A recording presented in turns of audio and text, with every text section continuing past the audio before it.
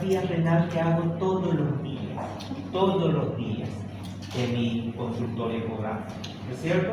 El longitudinal anteroposterior transverso, la medida del parénquima, todas esas cositas básicas que son de real importancia cuando tenga que hacer un Doppler renal. ¿Por qué? Porque dependo de saber si estoy frente a una variante anatómica, dependo de saber si estoy haciendo un corte oficial para hacer una evaluación Doppler, dependo de saber si es que el flujo sanguíneo que está presentando solamente en un sector, ¿será que realmente está presentando en un solo sector o es que la angulación que estoy utilizando no es la correcta para poder ver todo el flujo sanguíneo o quizás estoy en una zona donde realmente hubo un infarto renal o una nefritis lúpica que solamente me están mostrando un pedazo porque una área ya se lastimó por la enfermedad? No lo sé, ¿no es cierto? Entonces, para salir de esas dudas, ¿o será que estoy frente a un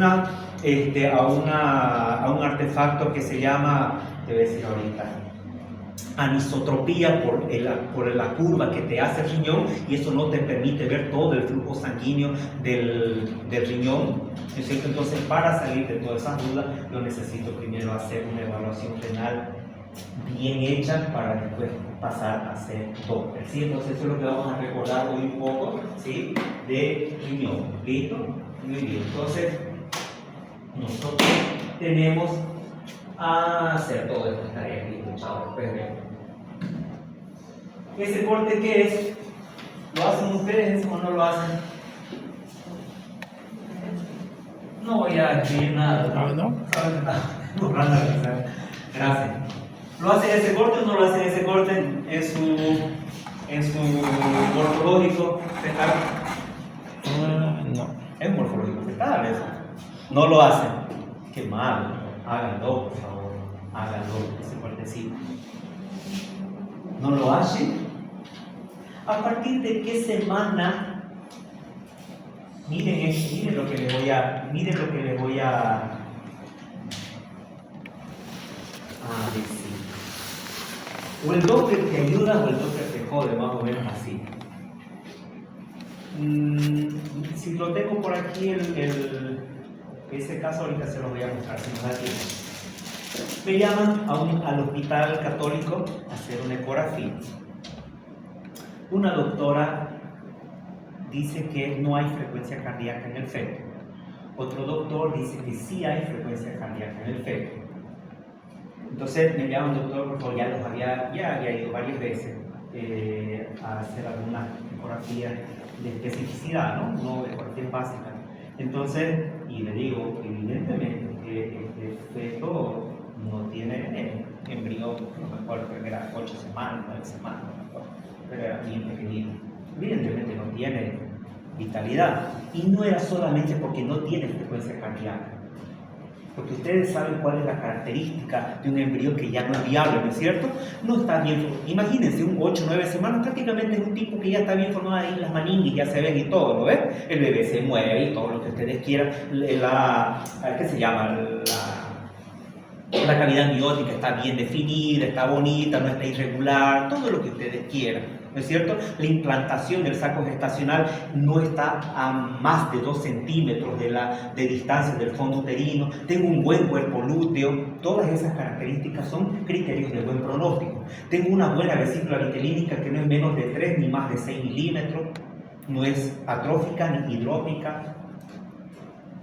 Entonces, quizás no necesitaba inclusive criterios Doppler, ¿no es cierto? Con solo basta recordar los criterios de buen pronóstico de una gestación de ese tipo, de 8 o 9 semanas, donde tengo que medir la distancia desde el fondo hasta el saco, donde tengo que evaluar el diámetro en medio del saco gestacional, donde es longitudinal anteroposterior transverso, y hacer una media, ¿no es cierto? Donde tengo que evaluar la relación entre el LCN y el continente, que sería el saco gestacional, que tiene que darme mayor a 5 milímetros, porque si me da menor a 5 milímetros, probablemente estoy frente a un síndrome de saco gestacional pequeño.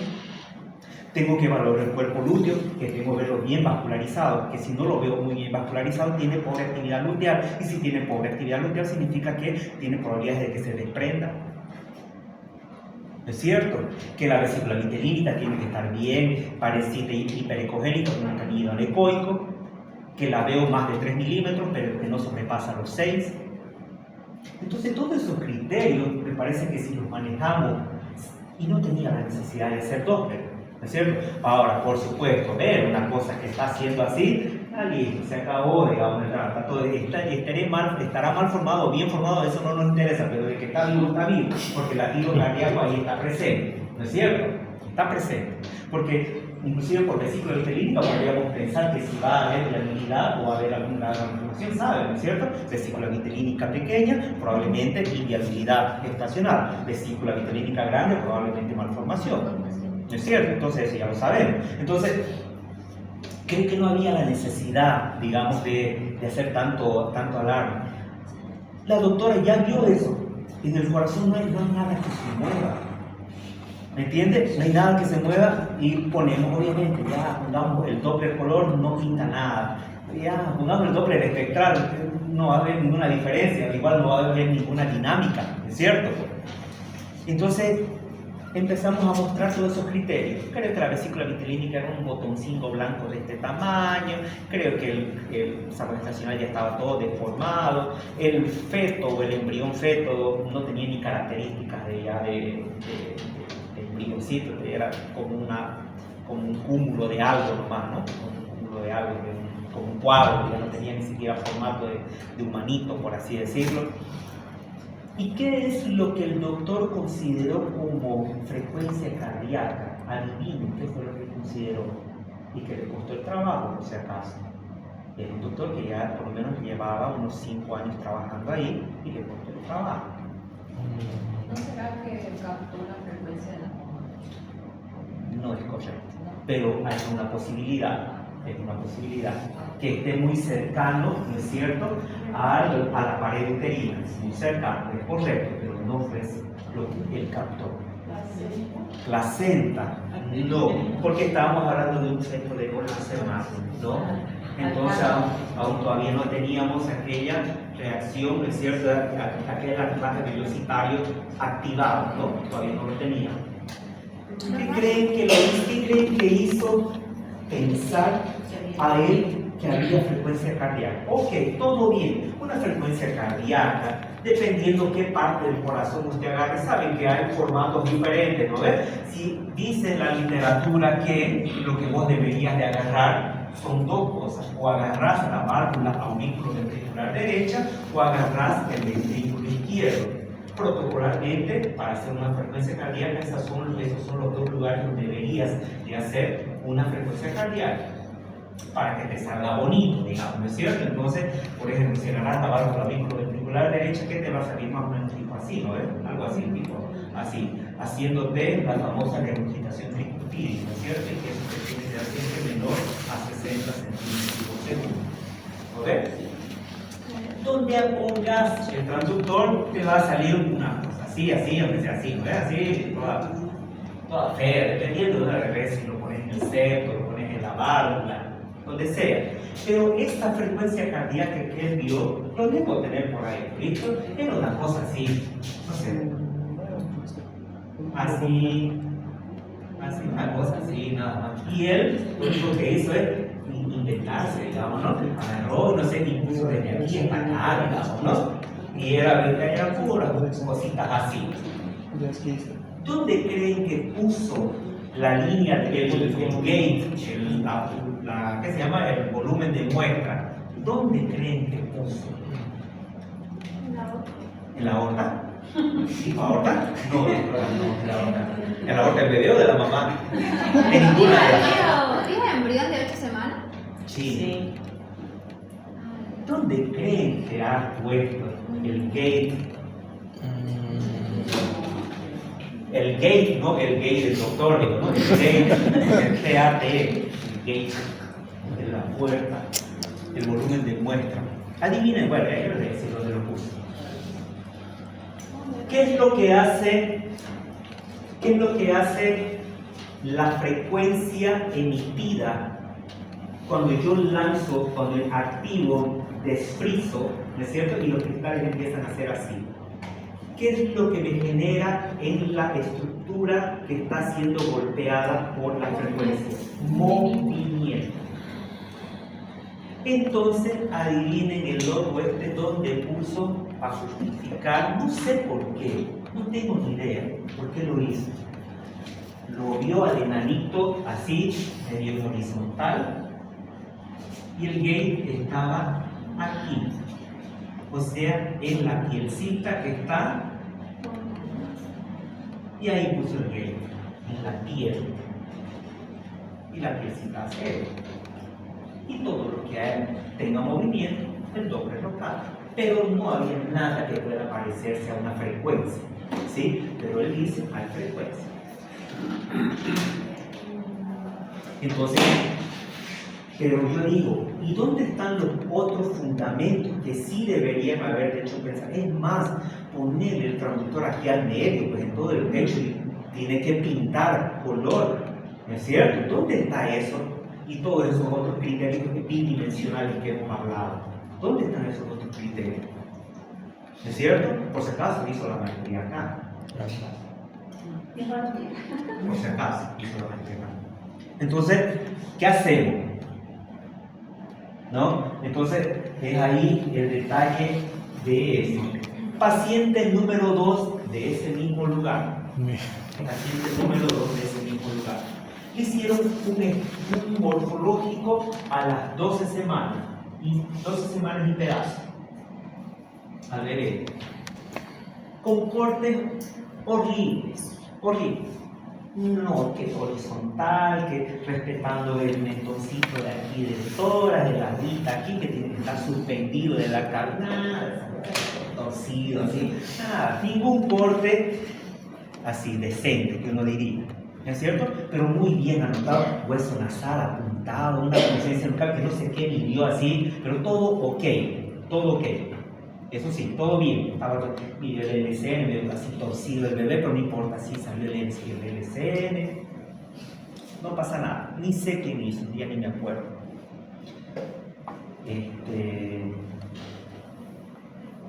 Y yo le hago un control porque me llamaron, ya le habían hecho un control a las 12 semanas, tenía un morfológico del primer trimestre que daba todo bien. Luego le hicieron un control a las 15 semanas y vieron de que era dificultoso verlo al bebé y que no tenía movimiento el bebé. ¿Sí? No tenía movimiento, pero no tenía frecuencia cardíaca, estaba vital y todo lo demás. Y en un siguiente control ya me llaman a mí, y para ese siguiente control el bebé ya tenía 19 semanas, si mal no recuerdo.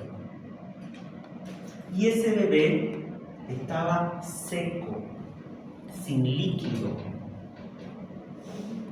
Sin líquido. Entonces, yo les digo, ahí fue donde fui curioso, traen a las otras ecografías que quiero ver. Ya les dije, las imágenes, un desastre, pero había líquido, estaba bonita, y estaba el bebé medio torcido así, hicieron el LCR y todo. Ninguna foto decente, todas estaban mal hechas, pero estaba ahí el bebé, todo bien, se ve la tirita y todo lo que ustedes quieran, la raja y liquidito, todo bien. En la siguiente ecografía de las 15 semanas, sí, concuerdo, se ve medio borroso, pero ya se advertía un poco de menos líquido, pero que no estaba documentado. Decía líquido dentro de lo normal, qué sé yo, una cosa así. Pero cuando yo lo agarro a las 19 semanas, no me acuerdo si era 19, 20, pero era por ahí, seco. Y hice este corte. ¿Por qué carajo le hago ese corte? Que dicen, que hicieron así, ¿a qué? Hicieron más de uno. ¿Por qué le tengo que hacer ese corte?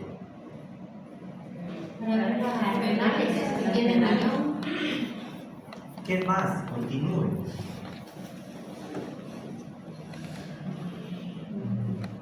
Va yendo bien. No tiene riñón, el bebé no va a orinar. ¿No va qué? No va a orinar. Si no orina, no va a producir. ¿Y por qué tenía líquido, pues entonces? Si a las 12 semanas te dije que tenía algo líquido.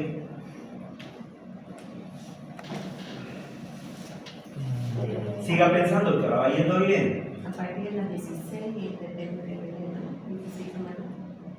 Siga, doctora. Si mira también me intriga si está llenado, porque si no hay, significa que no está orinando, si no orina.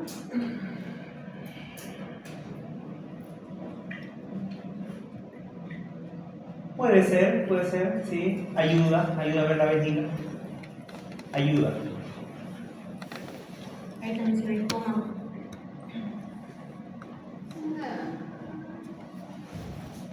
No es este el caso. Solamente estoy diciendo, no es de ese bebé. No es el caso.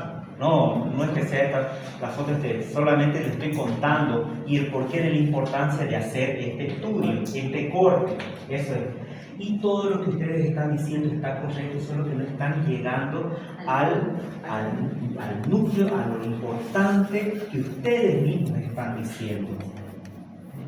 Entonces, ¿qué es lo que sucede? Sucede que los riñones se fabrican a partir de la cuarta semana y que hacen su migración, ascenso y rotación, ¿no es cierto?, y posición final hasta las 10-11 semanas. Y que empiezan a funcionar a partir de las 12 semanas. Pero que empiezan a funcionar así, de 12 semanas, pero todavía no está funcionando bien, pero ya funciona. Pero el detalle, ¿dónde estaba? Donde te dije que a las 12 semanas todavía tenía líquido, alto líquido. Entonces significa que estaba bien, ¿no es cierto? Pero no es así que ustedes tienen que pensar. Si bien a las 12 semanas empieza a funcionar el riñón, hasta antes de las 12 semanas, ¿quién se encargaba de fabricar el líquido? ¿Quiénes son? Las membranas ovulares, la trasudación de la piel, el propio embrión. No hay función renal.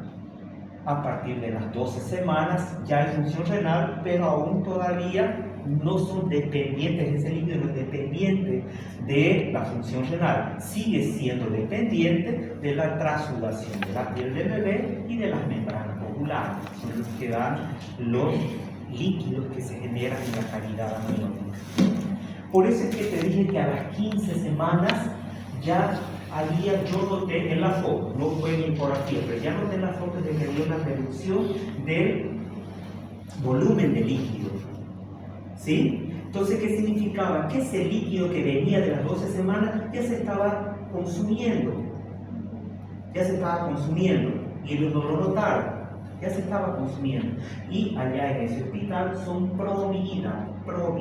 ¿Sí? Significa de que por más malformación que tenga, el simbiocito quiere, lo lleva, el simbiocito quiere que nazca, tiene que nacer. ¿Sí? No hay la política esa, si viene con una grandes malformaciones, darle la opción de que interrumpamos el embarazo. No hay esa opción. ¿Sí? Si quieres esa opción, tendrás que salir de ese hospital y irte para otro lado, porque ahí no te la van a ofertar. ¿Ya? Entonces, seguimos esas 15 semanas que no observaron bien, que yo ya noté que había poco líquido, ahí decía normal. Y yo lo topé con las 19-20 semanas. Adivinen qué sucede entre las 18 y 19 semanas con ese bebé. Impermeabilización de la piel. El bebé deja de trasudar. Las membranas ovulares ya no existen. Entonces todo dependerá de los riñones. Significa de que cuando yo le hice ese corte no había ni esto ni esto. O sea, nunca tuvo riñones. Por eso es que hasta las 12 semanas todavía tenía líquido, porque no dependía de los riñones ese líquido. Por eso a las 15 semanas ya empezó a disminuir ese líquido residual de las membranas ovulares y de la trasudación de la piel. Pero no es que estaba funcionando el riñón. Y luego se consumió todo, y donde esperamos que ahora el riñón sea el que trabaje para fabricar el líquido amniótico, pues no está. Y tenía una montonera de cosas, lo poco que se podía ver, porque si está sin líquido, ya saben cómo hacer un trabajo sin líquido, ¿no es cierto? Es prácticamente imposible. Pero tenía, no me acuerdo, tenía una malformación en la cara, tenía arteria umbilical única, no tenía los riñones, parecía que también tenía regresión caudal, porque vi que las piernitas estaban medio raras, no sé, tenía muchas cosas. Entonces, no me gusta a mí andar con esas cosas de que, digamos, sí, Diosito quiere esas cosas. No, hay que ser realista, digamos, ¿no? Y nadie quería hablar con la mamá. Bueno, mamá, pasa esto, así. ¿Quién habló con usted? Nadie. Pero bueno, mamá, viene su hijo, viene así. Y se acabó, digamos. Véalo usted si quiere. Pero este bebé o muere en el transcurso de unas 2 semanas más, listo. ¿Por qué razón? Porque por el mismo hecho de que no hay líquido, ¿no es cierto? Y empieza a haber compresión funicular, se acabó, y se asfixia, ¿no es cierto? Entonces, o si es que llega a nacer, no sé cómo irá a llegar a nacer difícilmente, porque este bebé no da más para unas 2 semanas, entonces depende.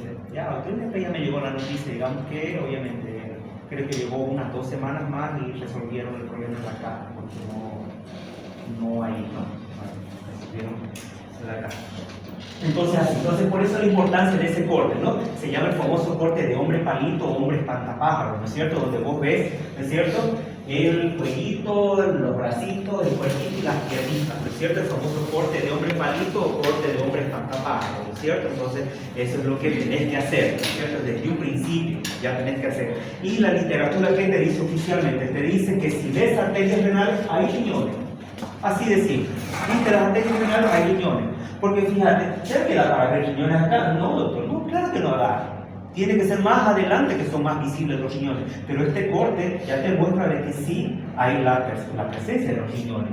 Indirectamente, ¿no? Porque te está mostrando las arterias renales. ¿Ok?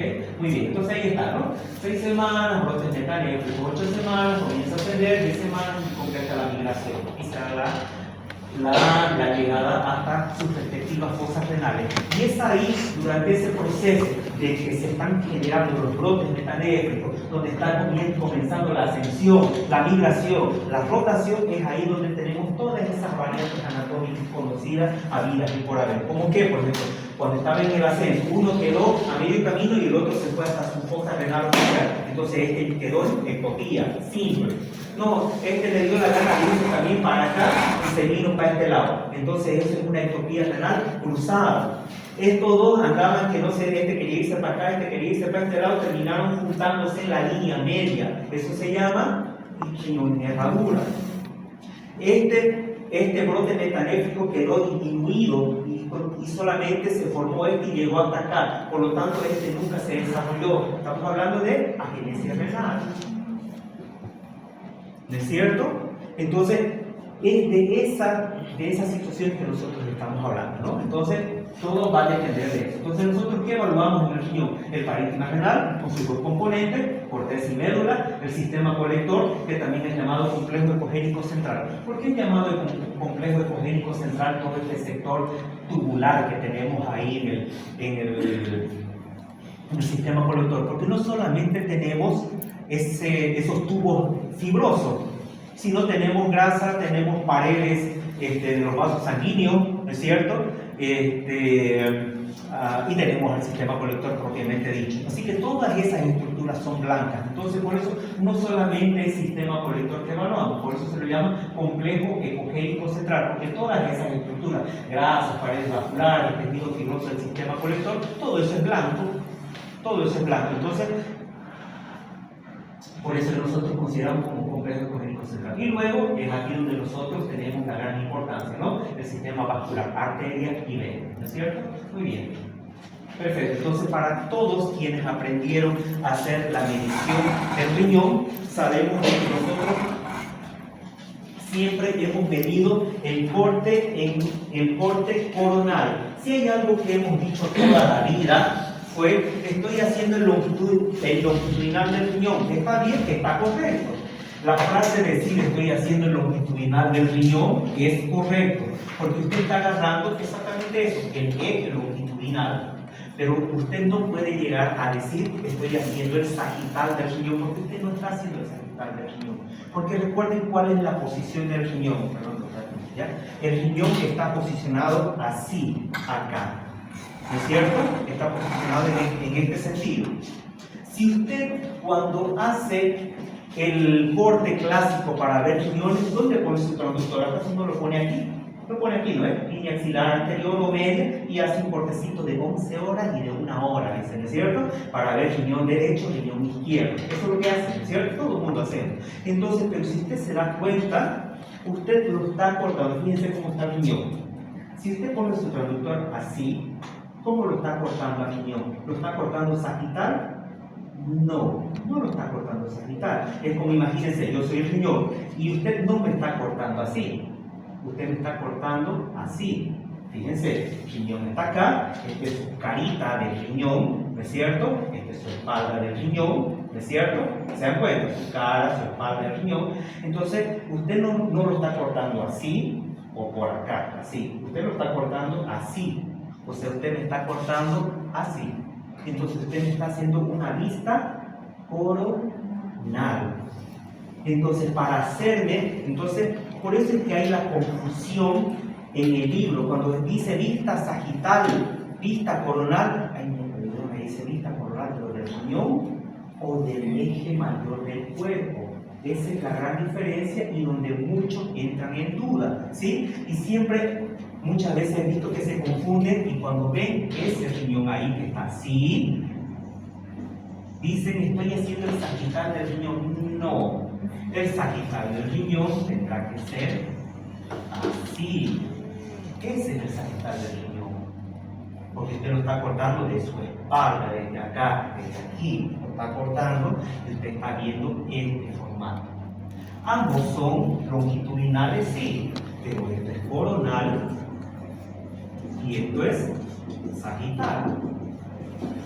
Para que quede más entendido, cuando usted está haciendo una adquisición o un corte, vamos a decirlo, cuando usted está haciendo un corte, en este caso, sagital del cuerpo, si ustedes se dan cuenta, está haciendo un corte sagital del cuerpo, ¿sí o no? Sí. Sí, ¿lo ven? Fíjense, está viniendo así, la cuchilla, el traductor. Usted le está haciendo un corte coronal al riñón. Pero si usted me está haciendo un corte coronal, le está haciendo al riñón un corte sagital.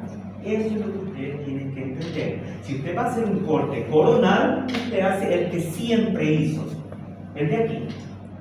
Pero si usted quiere hacer un corte sagital, usted tiene que venirse hasta acá. Y usted va a tener ese corte. Entonces no confundan, ¿no es cierto?, la adquisición coronal del riñón y la adquisición sagital del riñón. Entonces la adquisición coronal del riñón usted lo tiene con un corte sagital del cuerpo. Y la adquisición sagital del riñón usted la tiene con un corte coronal del cuerpo. ¿Sí? Entonces esa es la gran diferencia. ¿Por qué les hago esa aclaración? Porque esto es sagital del cuerpo. Y esto es coronal del cuerpo. Porque este es el corte que yo utilizo para ver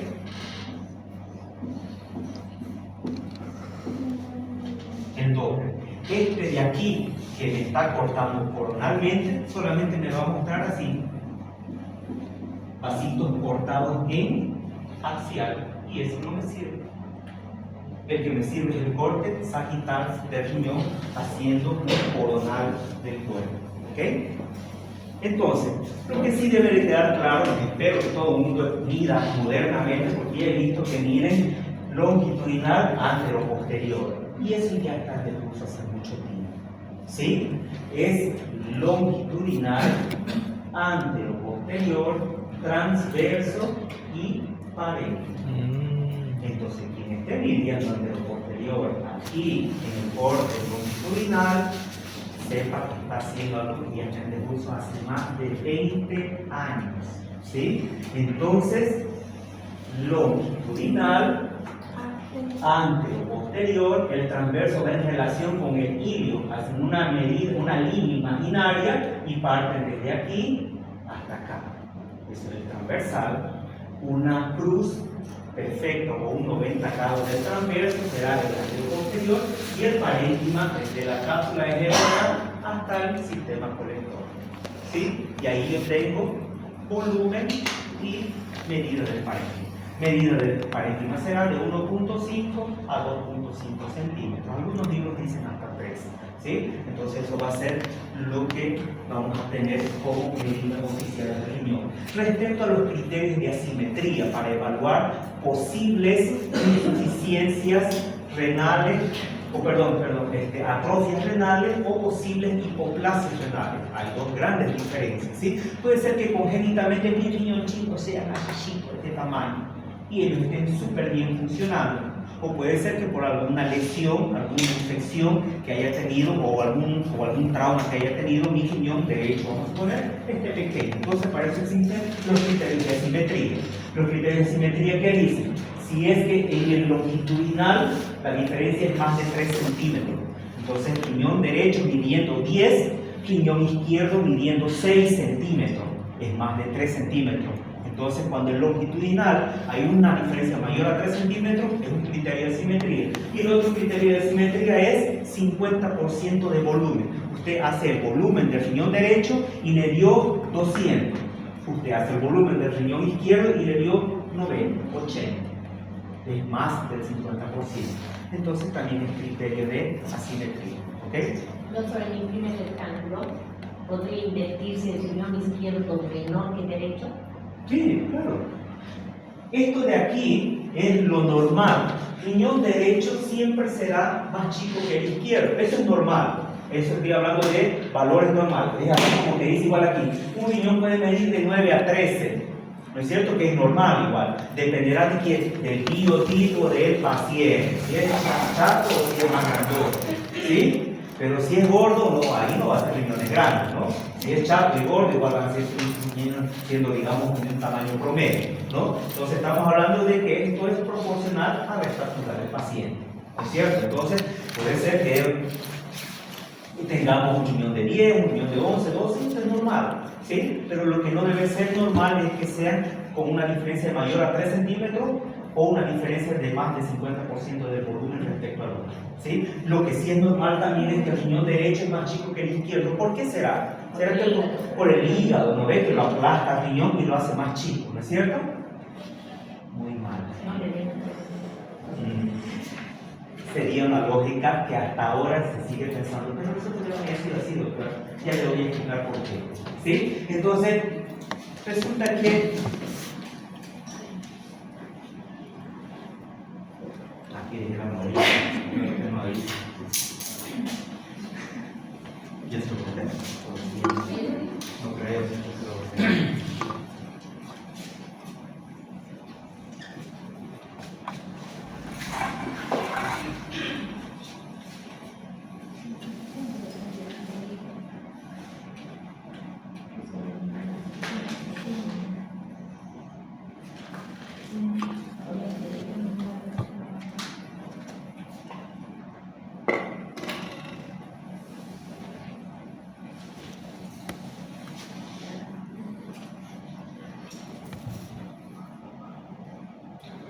Cuando empieza un caudal de un río, de una cascada, de una montaña, el río tiene una mayor velocidad en su punto de inicio. Cuando va transcurriendo el río cada vez una mayor distancia, el río, la velocidad se acalma, ¿no es cierto? Se va haciendo cada vez más lento mientras recorre una mayor distancia. Pero en su inicio, en su caudal, su velocidad, su fuerza es mayor. Eso es lo que estudiaron hace años atrás y dejaron de pensar lo que todo el mundo, incluida la doctora Hidalgo, dice, que el pobre riñoncito derecho no me lo dejó crecer, el hígado porque me lo aplasta, ¿no es cierto? Es lo que todo el mundo pensó. Sin embargo, la explicación es hemodinámica. La distancia que tiene la arteria renal izquierda es menor que la arteria renal derecha. Este riñón recibe una velocidad mayor y un flujo mayor, por lo tanto siempre fue más grande por esta situación. Y este recibe no que sea menos flujo, sino que le llega un poco más tardíamente la sangre y por eso su medida es un poquito menor. No es porque el hígado lo aplastaba al riñón. Pero la posición sí tiene que ver, ¿no? ¿Perdón? La posición del riñón. Hemodinámica. Pero la posición sí tiene que ver con el hígado. No es que no es normal todo. La distancia, Sí, la ubicación del sí. Así como que también podríamos decir que la posición del riñón izquierdo también depende del vaso, porque el vaso es más arriba y por lo tanto el riñón tiene que estar más arriba, ¿es cierto? Claro, tendría que hacer lo mismo, ¿eh? Teoría. Escuela. Exacto, pero pues vamos entonces. Es hasta las 6, ¿verdad? Siguiente. Ahí está. Entonces más o menos la distancia es 1 a 2 centímetros cranealmente o 2 cuerpos vertebrales de diferencia, ¿cierto? Nosotros vamos a hablar un poquito, un breve resumen de todo esto de acá, en una forma muy rápida, ¿sí? Entonces vamos a hablar un poquito de anomalías de fusión, anomalías de estructura y forma, anomalías de posición, de número y anomalías de los sistemas colectores. En anomalías de fusión nosotros tenemos riñón en herradura, le llaman en bolos, riñón en torta, en este caso se está utilizando en inglés, riñón en pancake, ¿no es cierto? Entonces, cuando los dos riñones se juntan en sus dos polos y forman como si fuese un redondo, mientras que el riñón en herradura, todos saben que quien se fusiona son sus polos inferiores, los que se fusionan, ¿no es cierto? ¿Qué más? Anomalías de número, creo que es más que obvio, ¿no es cierto? Agenesia renal unilateral o agenesia renal bilateral, ¿no es cierto? Eso sería en cuanto a y la otra, que es riñón supernumeral. Respecto a anomalías de estructura o forma, nosotros tenemos 3, vamos a decir así, variantes anatómicas, ¿no es cierto?, que no son relevantes, pero que pueden ser confundibles con una situación. Por ejemplo, esta de aquí, lobulación fetal con columna de Bertin hipertrofiada, nos pueden hacer pensar que tenemos una nodularidad y que deberíamos estudiar. Entonces, lobulación fetal, columna de Bertin y joroba de dromelario. Entonces, esa lobulación fetal es aquel riñoncito que usted lo ve bastante lobulado, con bastantes curvas. ¿Eso es normal? Súper normal. Lobulaciones fetales persistentes. La columna de Bertin hipertrofiada, que la vamos a ver enseguida. La joroba también. Y la joroba también. Espérenme, quiero mostrarle oye, ¿dónde está mi cosa? Aquí está mi hipertrofia columna de Bertin. Fíjense, entonces tengo una columna de Bertin, otra. Todas están normales, ¿no? La columna de Bertin, pero tengo una más grandota. Esa es una hipertrofia columna de Bertin, que la literatura dice que si tiene un diámetro mayor a 3 centímetros, debería connotar una importancia y que se debería evaluar por tomografía. Eso decía anteriormente la literatura, pero hoy con la tecnología que tenemos, el Doppler y demás, probablemente no sea así como una gran tarea diagnosticar una hipertrofia columna de Bertin y diagnosticarla o hacer un diferencial, una tumoración renal, ¿sí? Entonces pienso que no es una gran tarea diferenciar una hipertrofia columna de Bertin con una tumoración. Me parece que ecográficamente es más que suficiente, pero la literatura te dice que arriba de 3 centímetros deberías utilizar tomografía. Doctor. Como la ponemos en Doppler, es bien naturalizada, ¿no? La columna de Bertin. ¿Es qué? La hipertrofia de la columna de Bertin. ¿Más vascularizado? No, No, se mantiene. Tiene la misma Claro. vascularización. Sí, no, Tiene la misma, sigue. exacto, sigue el mismo curso de los vasos, exactamente, sigue el mismo curso de los vasos. Entonces, ¿qué más tenemos? Tenemos la joroba de dromelario y la lobulación fetal. Entonces, la lobulación fetal es cuando tenemos aquí, inclusive no pille otro, pero hay lobulaciones más marcadas, inclusive, ¿cierto? La famosa joroba de dromelario, la explicación es que en este caso sí aplica lo que dice la doctora, ¿no es cierto?, del hígado respecto al riñón, ¿no es cierto?, que hay algo que debe ser, hay algo que siempre ustedes deben de tomar en cuenta. ¿Alguna vez hicieron ustedes este corte de acá?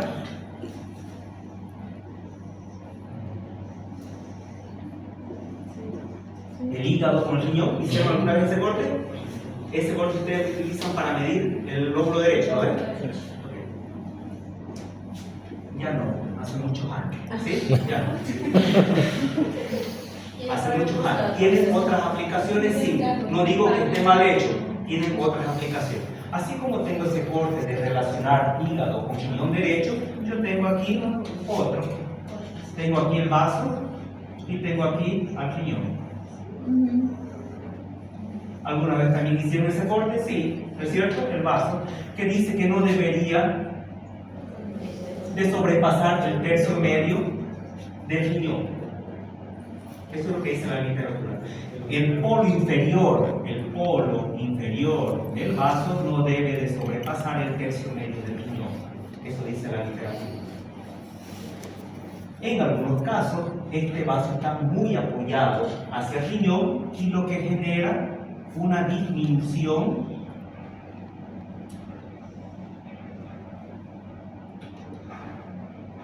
de esa área.